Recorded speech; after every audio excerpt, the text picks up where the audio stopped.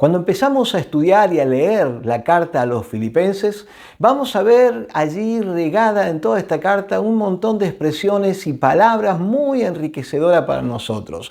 Vamos a ver por qué razón Pablo dijo lo que dijo y vamos a encontrar en ello una gran riqueza para nuestra vida en cuanto a los conceptos que Pablo expresa en esta carta. En este capítulo 1 vamos a ver cómo Pablo habla sobre el sentido del vivir cristiano, el sentido de la vida cristiana. Y eso es lo que hemos titulado a este capítulo 1. Del versículo 1 al versículo 11 podemos ver lo que es estar en Cristo. Del versículo 12 al versículo 22, lo que es vivir en Cristo. Y del versículo 23 al versículo 30, lo que es estar con Cristo. Entonces Pablo empieza a desarrollarnos todos estos conceptos que van a enriquecer nuestras vidas. Así que te invito a que me acompañes a estudiar el libro de los Filipenses.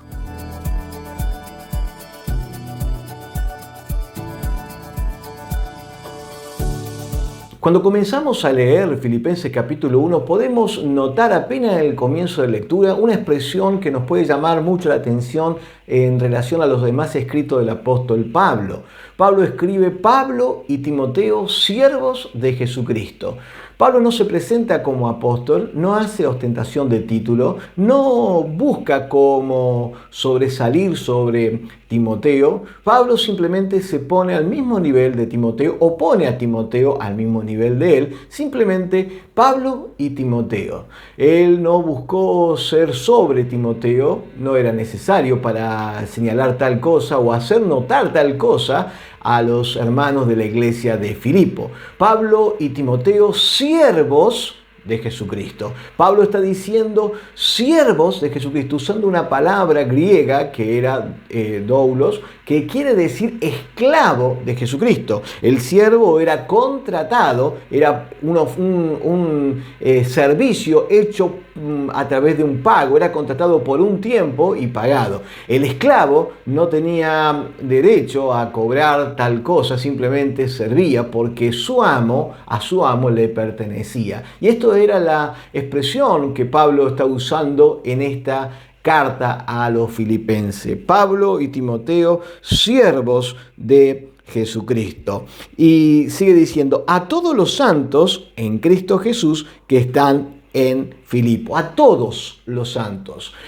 Pablo está hablándole a toda la congregación que son apartados, que son santos en Cristo Jesús, y usa el título de Cristo Jesús, diciéndole: es el que murió y resucitó, es el Cristo, el Salvador, que están en Filipo. Pablo está diciendo: ustedes son los santos, ciudadanos santos del reino de Dios, pero que están en Filipo, geográficamente, en este lugar se encuentra, pero están en Cristo. En primer lugar están en Cristo, los santos en Cristo, con los obispos y diáconos. Aquí ya señala la organización que tenía la iglesia de Filipo. Ya habían sido nombrados obispos aquellos que pastoreaban, ancianos que vigilaban o velaban por el rebaño, por los hermanos de la congregación de Filipo, y los diáconos quienes servían en su oficio a la iglesia allí. El saludo de Pablo es: gracia y paz a vosotros, de Dios nuestro Padre y del Señor Jesucristo. Gracia, una manera de saludar que tenían frecuentemente los griegos. Y Pablo está diciendo gracia. Quería que ellos supiesen y tuviesen bien en claro que nadie puede ser salvo y que la salvación, es el mensaje del Evangelio, es simplemente un mensaje de gracia. Luego sigue diciendo gracia y paz. El orden de este saludo no es al azar. No se puede tener paz si primero no ha actuado la gracia de Dios en nuestras vidas. Si primero no hemos sido salvos, si primero no hemos recibido todo ese favor divino hacia nosotros, hombres pecadores. Por eso el apóstol Pablo hace referencia a este saludo: gracia y paz. Se puede tener la paz después de haberte disfrutado o estar disfrutando la gracia de Dios. ¿La gracia y la paz de quién? Y dice el apóstol: de Dios nuestro Padre. Y aquí él hace referencia a que si Dios es nuestro Padre, nosotros somos su Hijo. Y dice: y del Señor Jesucristo. Así que Dios es nuestro Padre, nosotros somos su Hijo, y el del Señor Jesucristo. Jesucristo es nuestro Rey, nuestro Señor. Y hace acá algo que a lo mejor por ahí desconocemos lo que ocurría en aquel entonces. En aquel entonces el emperador en la zona de todo el Imperio Romano era considerado Señor, a tal punto que era dicho en latín Curios Sósteres, que quiere decir nuestro Señor y Salvador. Era la referencia que se le hacía al emperador. Y Pablo está diciendo, porque los filipenses habían sido categorizados de tal manera como ciudadanos como los propios romanos en Roma.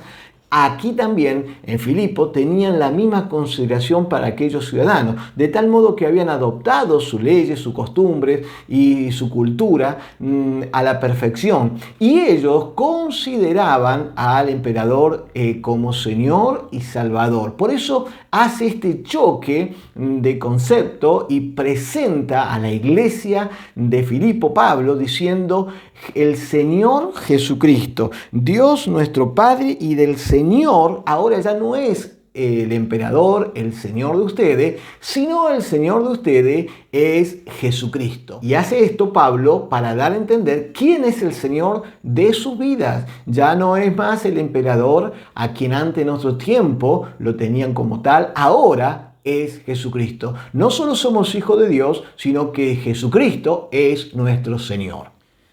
Pablo tuvo una experiencia muy difícil en la ciudad de Filipo cuando fue con Silas, Timoteo y Lucas a fundarla.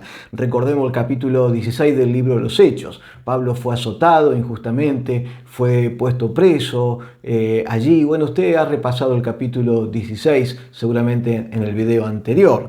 Y Pablo dice lo siguiente, dice: doy gracia a mi Dios siempre que me acuerdo de vosotros. A pesar de la difícil experiencia que tuvo allí en Filipo, él, en vez de recordar esos momentos crueles o difíciles que le tocó vivir, él prefería recordar el amor, la fidelidad, la comunión con la iglesia. Él prefería recordar aquellos momentos gratos, vividos y gozosos, los cuales le producían este gozo a él en el Señor. Él prefería seleccionar en su mente lo que debía recordar. Y esto es lo que tenemos que también nosotros hacer este ejercicio. Muchas veces recordamos en ciertos lugares ciertas situaciones y vivimos dándonos recuerdo tras recuerdo sobre esa misma situación, las cuales nos traen amargura, dolor, quebranto. Pero Pablo no hizo eso. Simplemente Pablo seleccionó lo que sí vale la pena recordar y lo que edifica recordar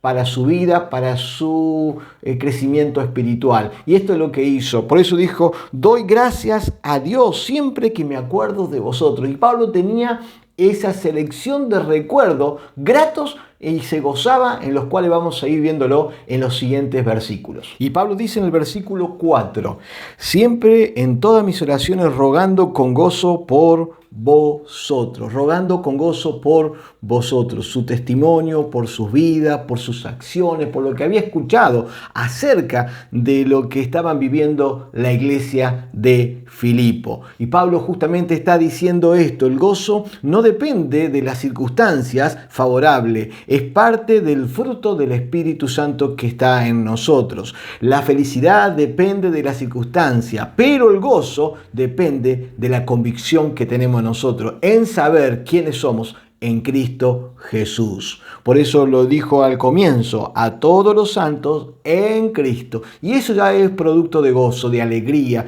mucho más que de felicidad, es la convicción de saber quiénes somos en Cristo Jesús. Algo más que Pablo señala, dice: en todas mis oraciones rogando con gozo por vosotros. Qué lindo es saber que alguien está orando por tu vida. Y esto lo hace saber Pablo a la iglesia de Filipo: estoy orando por ustedes, estoy rogando a Dios por ustedes y lo hago con gozo. Dice: en todo, por todos ustedes, en todas mis oraciones, siempre, siempre, constantemente. Y la primera cuestión o el primer punto que le da gozo a Pablo, que quiero señalar, es por vuestra comunión, koinonía, en lo que se refiere a la comunión con el Espíritu Santo. Santo, en la participación de los sufrimientos aún en Cristo, en el coayudar a la extensión del Evangelio. Por esa razón se gozaba, dice, por vuestra comunión en el Evangelio, versículo 5. Desde el primer día hasta ahora han tenido una vida constante en la vivencia, en la comunión con el Evangelio. No han sido cristianos que han estado siendo, vaivenes en su vida, viniendo, saliendo, estando, no concurriendo, no participando y de vez en cuando por temporada lo hacían. No. Ha sido un cristianismo constante, una comunión constante. Y esta comunión constante es la que le producía al apóstol Pablo este gozo y lo señala y lo deja bien marcado. Esta comunión de los filipenses fue una perseverancia en el Evangelio ardua, a pesar de la oposición y de los momentos críticos que le tocó vivir a la iglesia de Filipo. Pablo dijo, no solo estoy gozoso por la comunión de vuestra vida en cuanto al Evangelio, desde aquel primer día hasta ahora, han participado con toda la extensión del Evangelio bajo mi ministerio en la cual me tocó y me llamó el Señor, sino que también estoy gozoso porque estoy persuadido de esto, estoy convencido de esto, estoy seguro de esto, de que aquel que comenzó en vosotros, Dios, la buena obra, la perfeccionará hasta el día de Jesucristo. Pablo está diciendo, sé que su conversión, su nacimiento, su nuevo nacimiento ha sido genuino. Han tenido un comienzo real, genuino, han nacido de nuevo. Y aquel que la comenzó, Dios, en la gracia y en el poder del Espíritu Santo, la continuará. ¿Hasta cuándo? Hasta el día de Jesucristo. Esto nos está diciendo, quiero que sepan que esto ha de continuar todos los días de nuestras vidas, todo el tiempo de nuestra vida, hasta que el Señor venga a buscarnos. A Dios es el que comenzó en vosotros esta buena obra. ¿Cuándo la comenzó? El día que hemos nacido de nuevo. Dios está trabajando con cada uno de nosotros. ¿Hasta cuándo? Hasta el día en que venga el Señor Jesús. En tercer lugar, Pablo dice, estoy gozoso por todos vosotros, porque no solo que están en la comunión del Evangelio, no solo que estoy persuadido de que la obra Dios la sigue haciendo en su vida porque han tenido un nacimiento genuino, sino porque el versículo 7 dice, como me es justo sentir esto por todos vosotros. Hemos llegado a tener tal relación que son dignos de mi confianza, dice Pablo. Hemos tenido y siento y vivo y hemos vivido una relación tan cercana que me gozo de la comunión que tenemos unos con otro. Esto era apropiado, esto era correcto que Pablo tuviese esta actitud hacia los filipenses. ¿Por qué Pablo señala esto y por qué Pablo se gozaba en esto? Por cuanto os tengo en mi corazón. Está hablando de los sentimientos, de ese sentir que Pablo tenía, ese afecto hacia la iglesia de Filipo. En segundo lugar, también vemos el versículo 7, en mis prisiones, en las circunstancias en las cuales me tocó vivir, ustedes estuvieron siempre a mi lado. En la defensa, y acá esta palabra defensa es apología. Ustedes no solo están cerca en mis sentimientos, en mis afectos, sino que también estuvieron en las circunstancias difíciles que me tocó vivir. Ahí estuvieron ustedes, estuvieron colaborando, estuvieron presentes, se hicieron presentes, pero también en la defensa, en la apología. Han defendido el Evangelio, han dado a entender, han puesto en defensa los valores, las verdades, la doctrina del Señor. Ustedes han hecho apología y confirmación del Evangelio. Esto nos está hablando también del compromiso que ellos han tenido en cuanto a todo esto, y Pablo se gozaba justamente de la actitud que todos estos de Filipo tenían. No solo defendieron el Evangelio, sino que también su compromiso fue tal que aún estaban dispuestos a dar su vida si tuviese que arriesgarla por causa de la fe que tenían en Dios. Y en cuarto lugar, el gozo que sentía Pablo por cada uno de ellos. En el versículo 8 dice, porque Dios me es testigo, pone a Dios de testigo de cómo os amo a todos vosotros, con el entrañable amor de Jesucristo. Pablo no está diciendo, bueno, mi amor hacia ustedes es un amor natural, es un amor que procede de un corazón natural. No. Pablo no está haciendo más que otra referencia a que su amor ha producido o se ha producido desde Jesucristo. Es el amor que ni siquiera él naturalmente podría amar. Por eso Pablo dice, me gozo porque esto solamente a través de Jesucristo, en Jesucristo, estando en Cristo Jesús, se puede amar de la manera con que os amo a ustedes. Y esta debe ser también nuestra acción, nuestra actitud, nuestro sentir, nuestra vivencia hacia lo demás, hacia los hermanos. Amar de tal manera de que nuestro amor proceda de parte de Dios, no de un corazón natural, ni el amor que conocemos en lo habitual, sino que sea Dios que yo pueda amar como tú me has amado, amar a los demás también.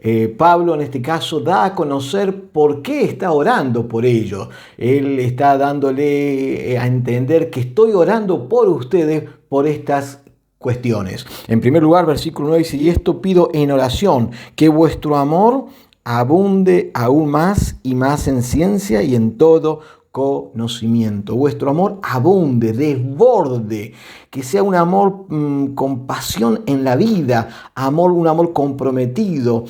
Por eso lo primero que señala Pablo es que vuestro amor sea realmente ilimitado, comprometido, abundante, pleno, con pasión a lo que uno debe vivir en la vida cristiana, en la vida de la fe. En segundo lugar, vemos que Pablo pide también por los hermanos de Filipo, dice que abunden más y más en ciencia, que este amor no sea un amor a ciega, sino con conocimiento, que yo pueda amar no solo abundantemente, no solo ilimitadamente, no solo expresarlo de manera constante, apasionada, continua, desbordante, sino que también lo haga con conocimiento. Y Pablo está señalando esto, no solo estoy orando para que tengan este amor, sino que también lo tengan en cuanto a la base del conocimiento de las cosas de Dios, el estudio de la palabra de Dios, conocer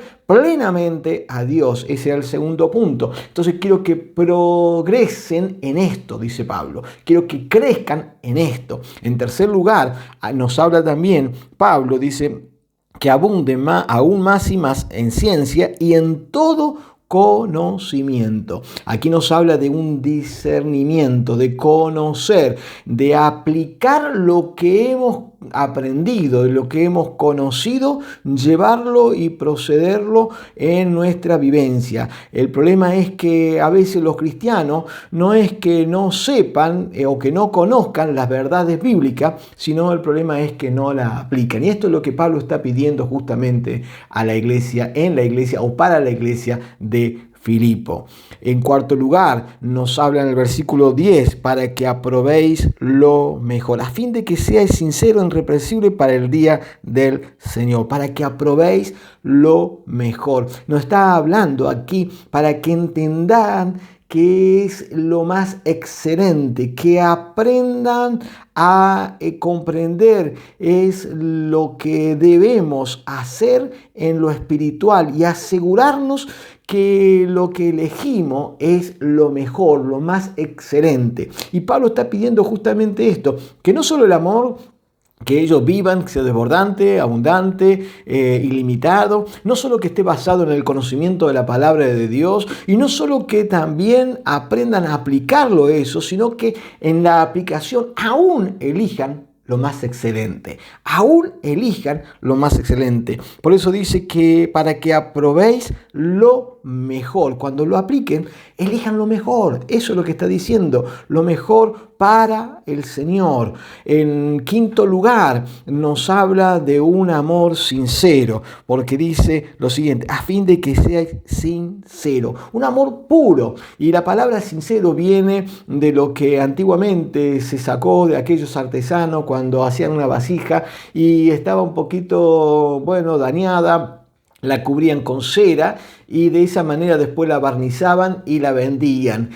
Bueno, la manera de descubrir que no tenían cera o que era sin cera era poniéndola al sol o calentándola. De la manera que podían ponerla a la luz del sol y se veía como transparente, entonces esa vasija tenía cera. Por eso cuando los artesanos ponían un sello decían sin cera, sin cera sería en latín allí. Y entonces Dios nos está diciendo que seamos honestos, que nuestro amor, nuestra vida sea de tal manera que no haya cera, que no tengamos que cubrir, aparentar ser lo que no somos, sino que seamos honestos y que seamos examinado nuestra vida a la luz de la palabra de Dios. Y esto nos lleva también a lo siguiente, y no solo sincero, sino irreprensible.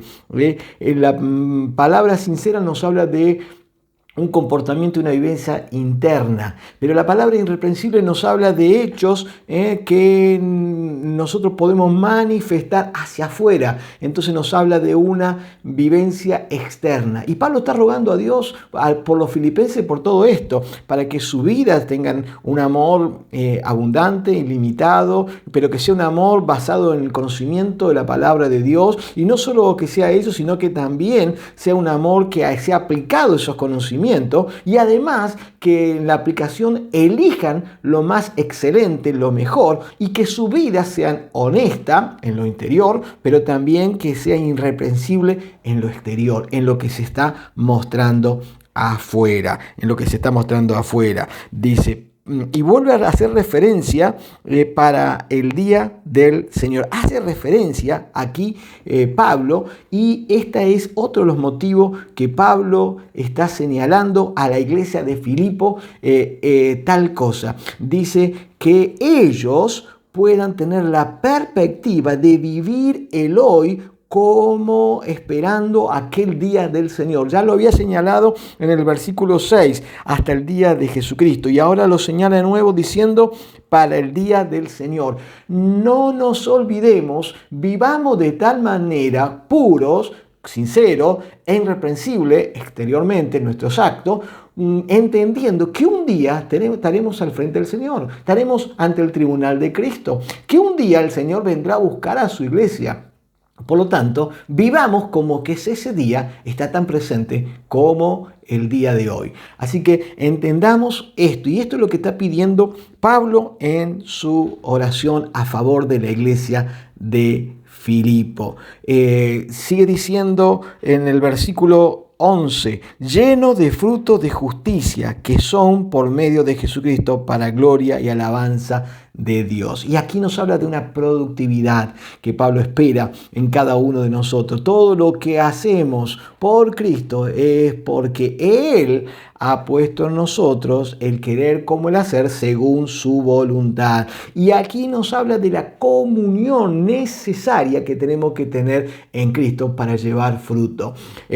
Un señor llamado Lawrence de Arabia había ido después de la Segunda Guerra Mundial a Inglaterra, a Londres, junto con algunos familiares y amigos. Estos habían estado allí ubicados en hoteles y se habían maravillado que tan solo abriendo un grifo ellos podían tener agua. De hecho, el último día que se estaban volviendo otra vez a Arabia, allí hay muchos desiertos, por supuesto usted sabe de eso, ellos estaban tratando de sacar los grifos y llevárselo para su lugar. Entonces Lawrence, cuando ve y advierte todas estas cosas, lo detiene a ellos y le dice, no hagan eso, porque no está en los grifos el agua que ustedes reciben, sino que simplemente está en la conexión de la cañería que va hacia el contacto con la fuente que atrae esta agua que ustedes disfrutan. Entonces, muchas veces nosotros pensamos o vemos que apartados del Señor, el mismo Señor lo ha dicho,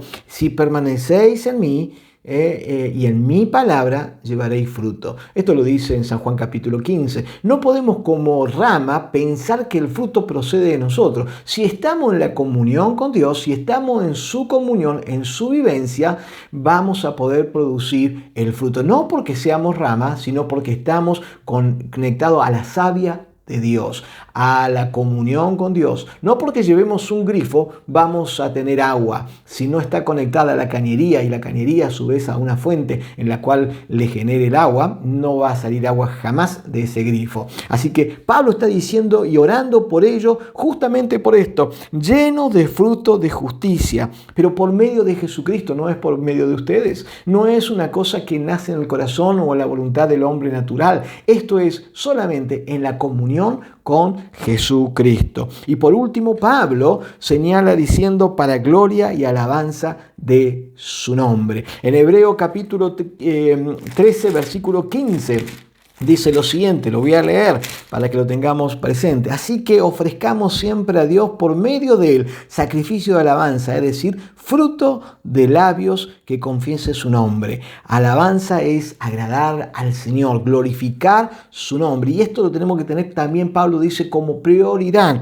Glorificar a Dios, exaltar a Dios, alabar a Dios. Esto es fruto de nuestros labios. Eso es fruto que deben glorificar a Dios, no a nosotros, no sentirnos ni robar la gloria a Dios por lo que hayamos hecho o lo que hayamos vivido o lo que haya hecho Dios a través de nuestra vida, sino que toda la gloria y toda la alabanza sea para Dios. Y esto es lo que Pablo está orando por la iglesia de Filipo. Cuán distintos son a veces a nuestras oraciones. Cuando pedimos oración por algo, Pablo está hablando de todo un crecimiento, de una vivencia. Por eso a primera parte de este capítulo le hemos señalado el sentir de la vida cristiana. Y esto es lo que Pablo es justamente lo que está señalando y puntualizando en estos primeros 11 versículos. Este es el sentir de la vida cristiana. Esto es el vivir en la fe en Cristo Jesús. Espero que este estudio haya sido de bendición para tu vida como lo fue para la mía. Dios te bendiga y nos veremos en la segunda parte de este capítulo 1 del libro de los Filipenses. Dios te bendiga y nos encontramos en el próximo estudio.